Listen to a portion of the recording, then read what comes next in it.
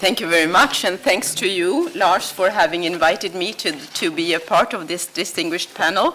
And let me start by giving recognition to the resolution that was mentioned, and to you personally for having taken such a great responsibility for making the resolution as rich and thorough and in-depth and knowledge as it became. I'm proud on behalf of the European Parliament that we managed to pass such a resolution.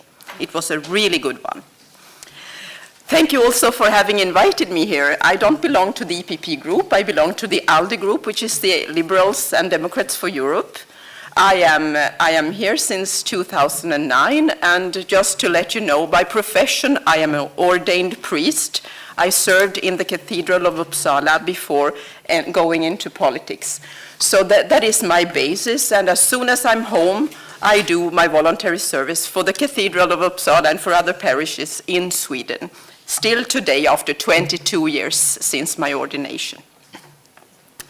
To me, as a Christian and as a liberal, the perspective and the point of departure is always the rights and the freedoms of every individual to choose his or her own path of life. The freedom to believe in God, to worship the way you want, or the right to doubt, or the right to not believe at all is a fundamental right. The freedom to love and create a family with the person that we love, the right to express our opinions and views without fear of persecution. Freedom is not absolute. Your freedom stops when you are limiting the freedom of other people around you. And we must also keep in mind that freedom of religion is not freedom from religion, as it has too often been interpreted here, also in Europe. It's rather our individual rights. They are there to protect the rights and liberties of each of us from groups that would seek to limit our ability to lead our lives and as we want, and that would seek to impose their way of life to us. This applies in Europe as well as worldwide. Currently, we are witnessing serious challenges to fundamental rights throughout the world, including on this continent, but the situation for Christians all over the world, and particularly in the Middle East, is especially worrisome. I just came back on Sunday from Israel, and what you hear there, atrocities, as has been already mentioned. This is the key point in the world where we really must pay attention to what's going on.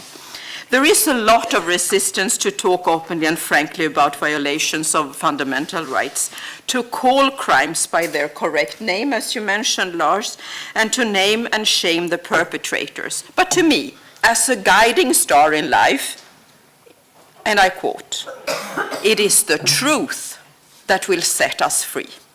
It is the truth that will set us free. And this goes very well along with what has just been mentioned, that words do count. They are important. Today we are going to focus on the very sad topic of the persecution of Christians, especially in the Middle East, the ongoing genocide of Christians. But before we agree to at least speak this word, genocide, our own governments and others with the powers to reverse the situation will not act accordingly. Words do matter, and we must take it seriously. Although we can always discuss and criticize actions of others, we can neither limit their freedoms nor pass judgments on who they fundamentally are, or who they choose to believe or not to believe, because judgment will in the end be left to someone far more powerful than any one of us and than any earthly politician or lobbyist. Thank you very much.